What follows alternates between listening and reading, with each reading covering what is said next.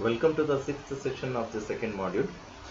Now, actually, in the previous sessions, from the first to the fifth sessions, we have discussed the various types of boilers and various types of turbines and their working principle and comparison with its counterparts. Now, this sixth session is majorly concentrated on the third chapter of the second module, which will be concentrating on the pumps. Now, when we categorize different types of machineries, we always broadly classify into two categories. One is power consuming and the other one is power generating devices. In the power consuming devices, they will consume the power externally and does the work for us. It may be mechanical work or it may be any form of work. It just consumes the external work and it generates work for us. In case of power producing devices, it just consumes it consumes some external mechanical work and generates electricity for us. That is what as a power generating device, it generates the power at the cost of work. Power consuming, they consume power and they does the work. That is the major differences. Okay, now in power generating, we have discussed turbines. All the turbines comes under the category of whether it may be a wind turbine or it may be steam turbine or it may be a hydraulic turbine or it may be a reaction or impulse, any type of a turbine. When I say it is a turbine, so it is power generating.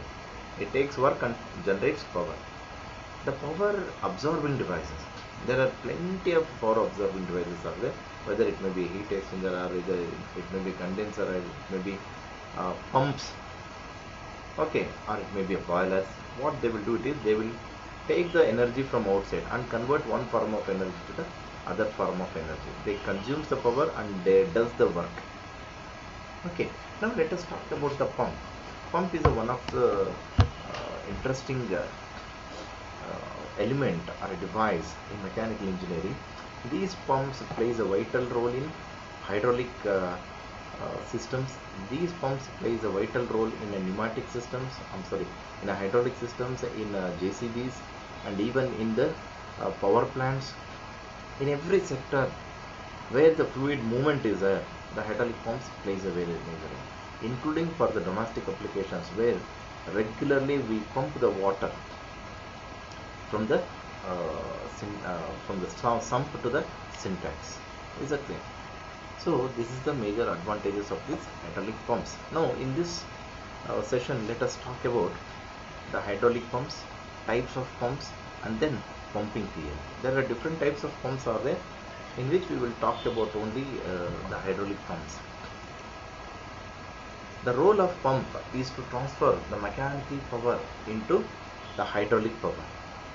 So the electric power is converted into mechanical power and then mechanical power into hydraulic power.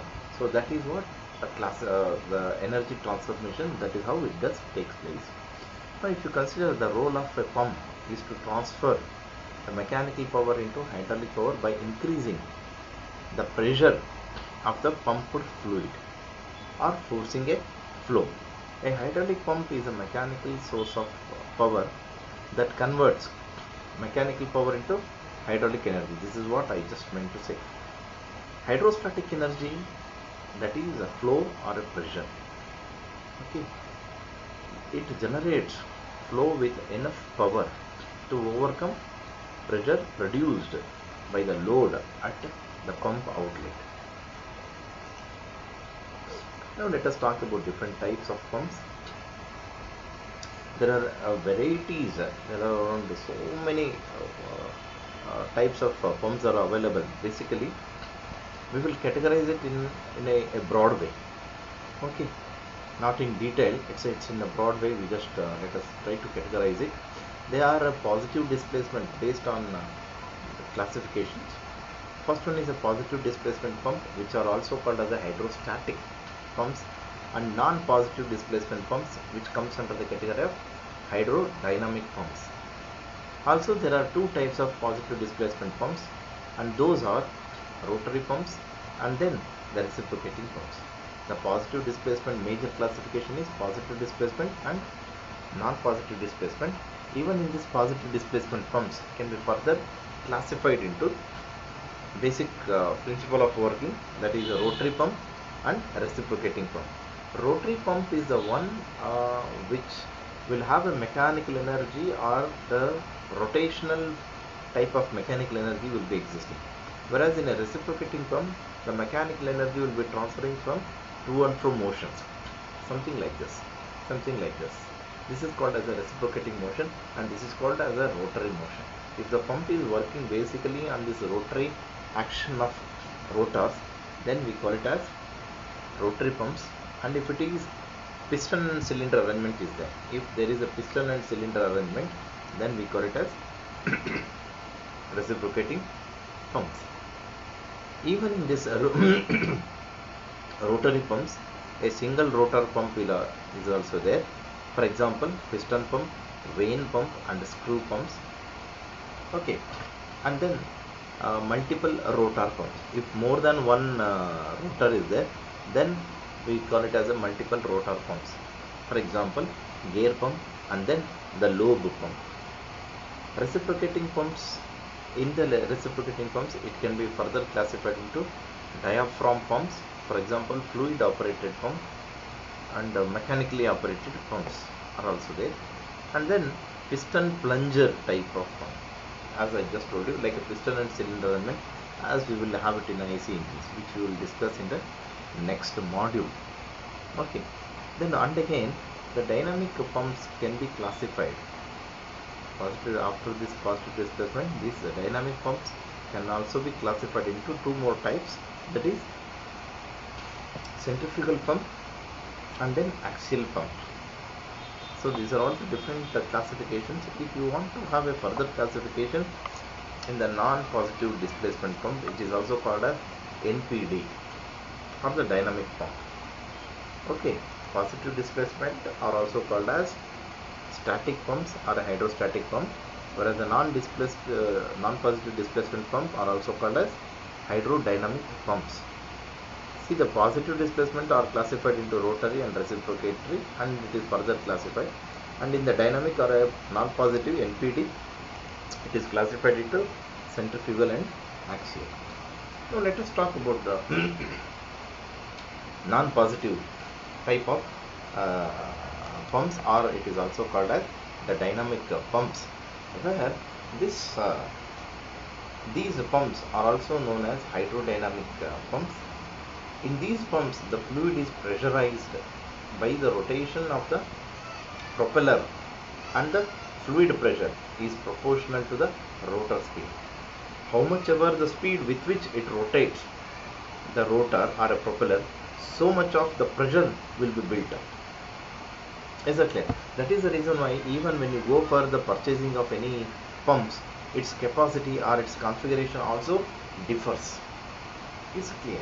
So that is the reason why the rotor speed will decide directly with the fluid pressure. Higher the rotor speed, higher the fluid pressure. Lower the rotor speed and lower the fluid pressure. So when we have, say for example, if you have a syntax in the first floor, whatever the pressure with which it has to pump is very less. Maybe 1 HP is more than enough. Say for example, if it is much less, then half HP is okay. And when you go for the third floor, fourth floor, and if you go for any the multi storied buildings where the 15 stores, 16 floors, 20 floors will be there, then the same 1 HP pumps will not be useful. So what it will decide is, it will the power with which it rotates. Then we will have to go for a higher rotor speed pumps, which has to give more fluid pressure so that it should go to the such elevations. Okay, these pumps cannot withstand high pressures and generally used for low pressure and high volume flow applications. High volume but not the pressure. Is it clear? That means more amount of discharge, more amount of water can be displaced, but not the pressure with which it has to go. When we go from multi-storage, we cannot go for non-positive displacement pumps because it cannot generate more pressure of the fluid. These pumps cannot withstand high pressures and generally used for low pressure and high volume flow applications. This is what I meant to say. The fluid pressure, basically my dear friends, whenever I talk about a fluid stands for a combined terminology used for indicating it may be a gas or it may be a water, or that may be liquid. It can be gaseous or it can be liquidous. Are you getting my point?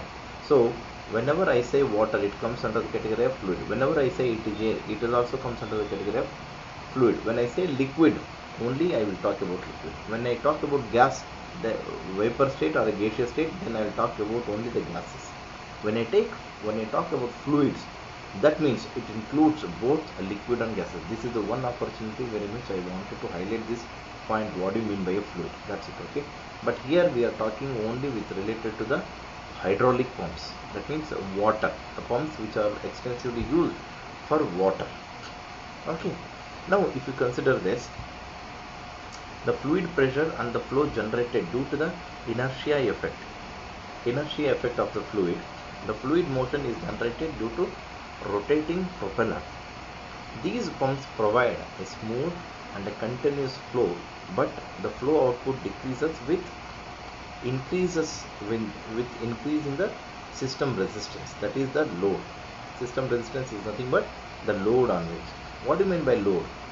Maybe the pressure we are looking out for the fluid, or maybe the elevation we are looking out, or maybe the quantity. These are all called as a load.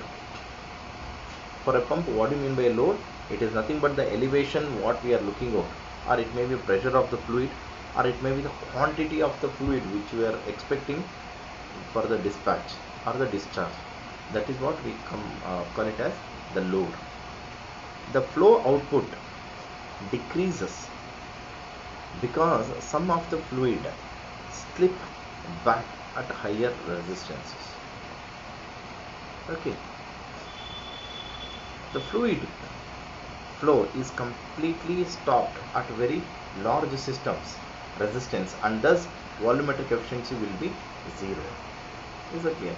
Therefore, the flow rate not only depends on the rotational speed but also on the resistance provided by the system also it depends. Okay.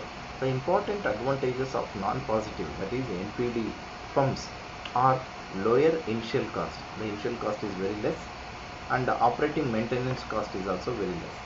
Because of the less moving parts, what happens in a piston and cylinder arrangement? What happens? It will move it into a very fast rate. Whereas here, the moving parts are limited. Whenever we have a moving parts limited, so what happens? The maintenance cost is less, the vibrations which are generated during this is less, and when the vibration is less, the foundation which is required to operate this will also be less, and obviously the cost for having this is also less, and it also gives a simplicity in the operations. Is that clear? So higher reliability is also there, and simple operation procedures, that as I have already told you.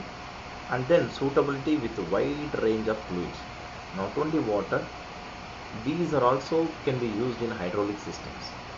Hydraulic systems you might have seen in JCBs, you might have seen it in the earth movers, you might have seen it in the cranes, or you might have also seen it in automatic opening and closing of the doors. So hydraulic applications are very vast. So these pumps can also be used with varieties of the fluids. Different fluids can be worked under these conditions. These pumps are primarily used for transporting fluids and find a little use in the hydraulic or the fluid power industries. Centrifugal pump is a common example of non-positive displacement pumps. Centrifugal pumps comes under the category of non-positive, or they are also called as the hydrodynamic pumps. So let us talk about the positive displacement pumps. These pumps deliver a constant volume of fluid in a cycle. The discharge quantity per revolution, that means the amount of fluid that is being discharged per one revolution, is fixed in these pumps, and they produce fluid flow proportional to the displacement and the rotor speed. These pumps are used in most of the industrial fluid power applications. The output of fluid flow is constant and is independent of the system pressure. That is, of the variation in the load, the output of fluid flow is constant. Whether it may be a lower load, that is, the fluid flow will be same.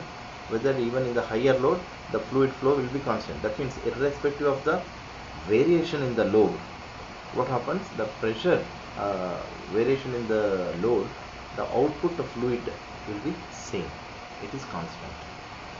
The important advantage, the major advantage of the positive displacement pumps over a non-positive displacement pumps include that the capability to generate high pressures. This is what is important. I was just talking, if you want to pump the water for the first floor, it is okay. If you want to pump the same water to the 20th floor, so what is this elevation? When you want to have so much of elevations, you need to develop more pressure. You need to develop more pressure for the pumping fluid. So that can be generated. Only using the positive displacement pumps, because the non-positive displacement work effectively for low pressure, high volume, whereas these positive displacement pumps or static pumps can work for a higher pressure of the fluid. So these points are very significant applications.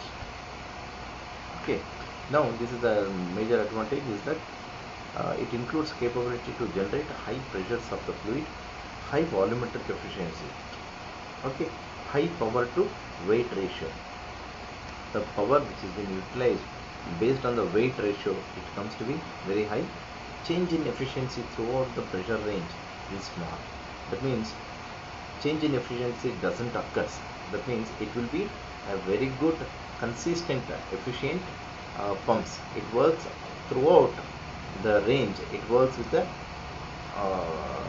minimum, that is a constant efficiency, because the output of the fluid flow is constant irrespective of the variation in the load onto that. Change in efficiency throughout the pressure range. Change in the efficiency, that is what? Throughout the pressure range is small. Variation in the pressure doesn't affect the efficiency.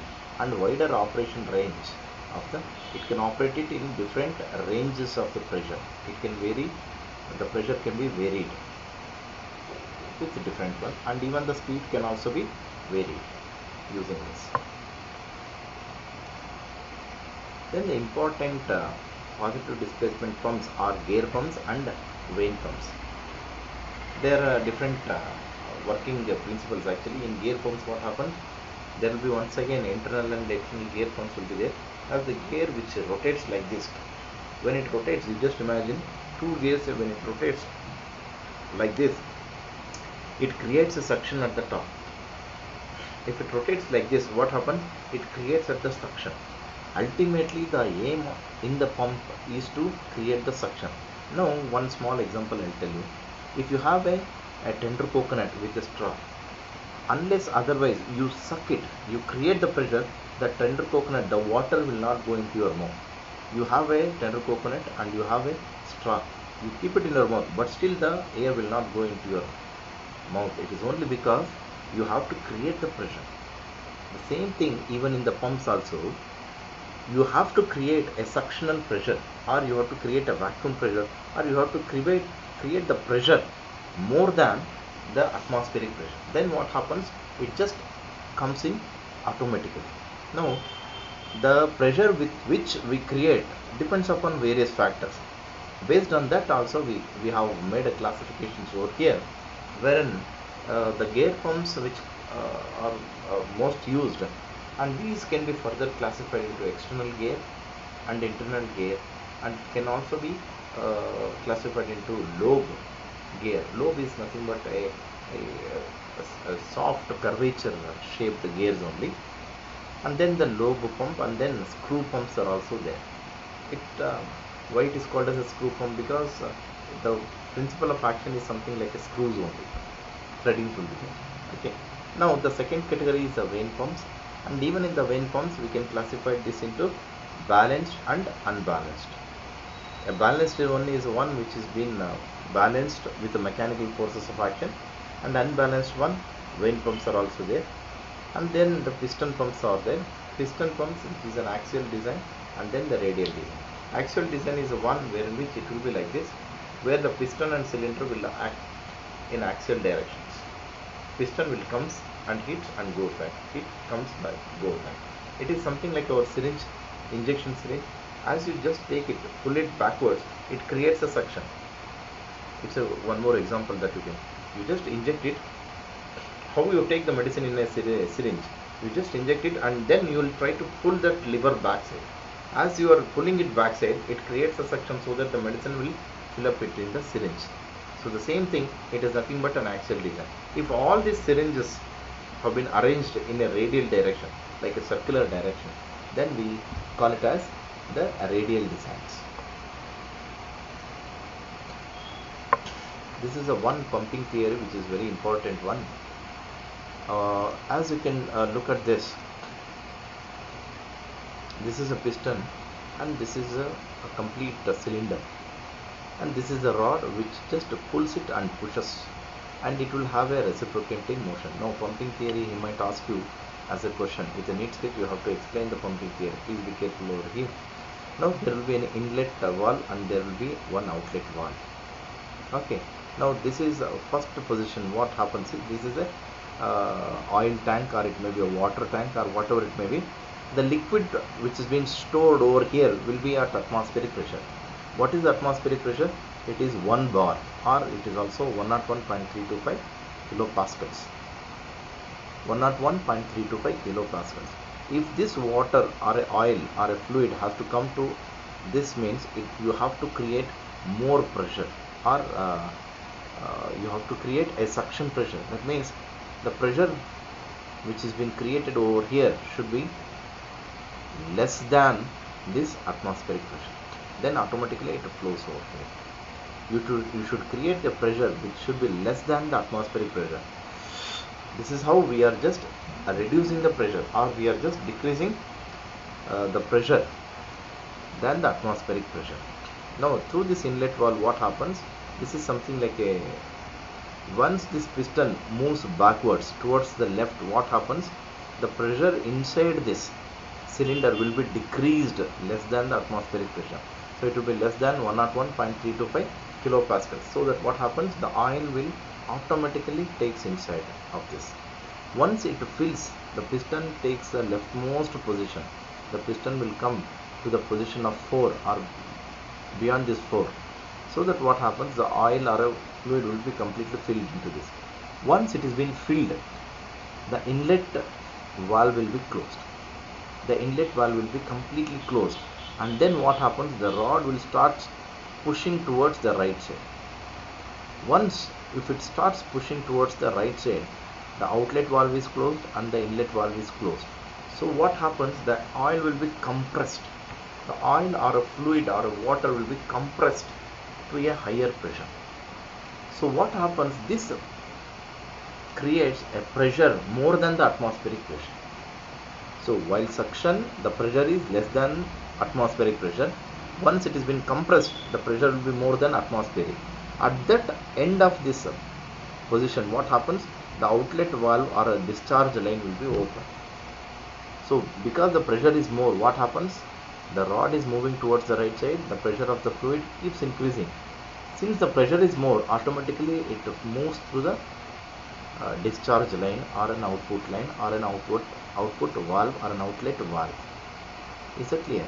This is nothing but a principle of pumping principle. As the piston moves leftwards, the pressure decreases. From the oil tank, the oil will enter into this section. As the piston moves from left towards the right side, what happens? The pressure increases and the oil will go to the discharge line. This is called as a pumping theory. Now my dear friends, you have to explain this compulsory with the figure, and you have to explain this.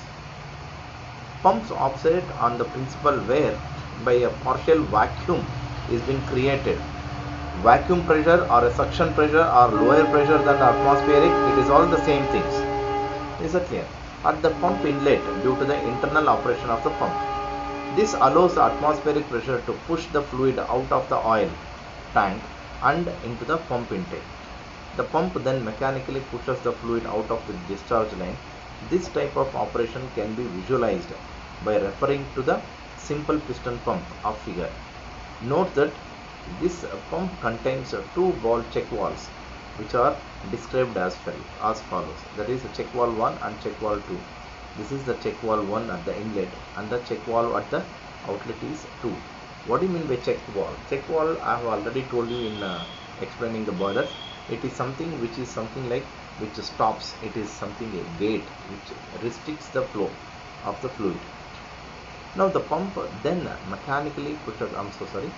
Check valve 1 is connected to the pump inlet line and allows the fluid to enter through the pump only at this location. And this check valve 1 will not allow the fluid to go back to the oil tank.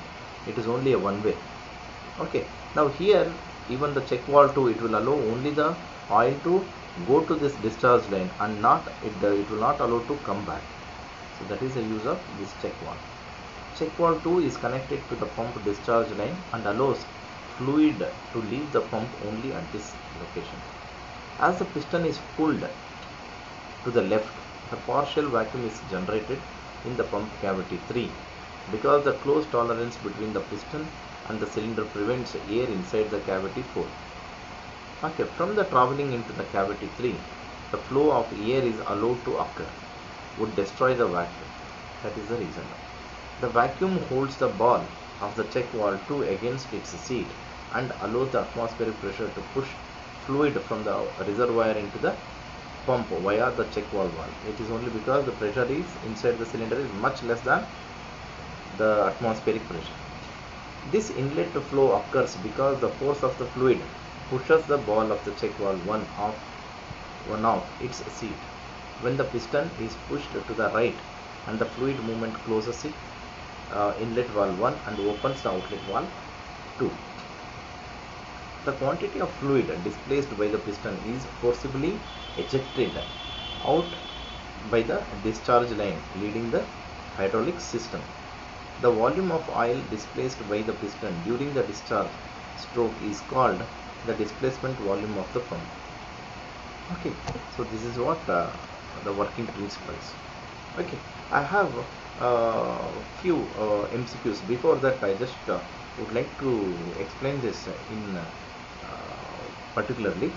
Now, what happens here? As the piston moves left and moves to the right, according to the movement of the piston also, these check valves have been fixed. Basically, what you can see it here is there is a small ball and a flat rectangular plate is also there. That means whenever the inlet suction is created, it automatically lifts because of the suction and the oil pump will go over here. Meanwhile, since the pressure is from this end, this will be closed. The outlet valve or check valve will be closed. At the meanwhile, once the piston starts moving towards the right side, what happens? So it will be creating a very high pressure. Very high pressure makes the valve to shut down. That means check valve will close this valve. As these positions, you can see it here. The check valve at 2 and the position of check valve 1 will be always in the opposite directions. Once this pressure comes and closes over this, the high pressure makes this valve to open and low pressure makes the valve 1 to open and high pressure makes the valve 2 to open. So this is how it just operates. And this check valve plays a major gateway line between operating the fluid. Okay. Now regarding this operation, we have got few MCQs, most frequently asked MCQs. Let me go through with a few of at least 3-4. Which among the following are not the main selection criteria for selection of the hydraulic pumps? Now basically, based on the discharge, that is the quantity I have been repeating, based on non-positive displacement are very good on the discharge, correct? Based on the discharge or the quantity, discharge is nothing but amount of liquid it is being discharged per second, that is meter cube per second. Based on that we will select it, correct? First point. Pressure we select it, obviously based on the pressure which is been required, we select it based on the speed. Higher the speed, higher the fluid pressure. So obviously speed and pressure are one interrelated. Okay, now weight is not. Actually, we don't consider the weight while selecting the hydraulic pumps. So the option is D. Which type of the mechanical device is used to give energy to the liquid? Obviously, it is a hydraulic pump. No need to discuss it itself, because the hydraulic turbine is nothing but power generating. Air compressor is also doesn't comes into IC engines, also doesn't comes into picture. So it is a hydraulic pump which is being used to give energy to the liquid. Air compressor, it is for the gases. IC engines, it is an engine, not a pump. Okay.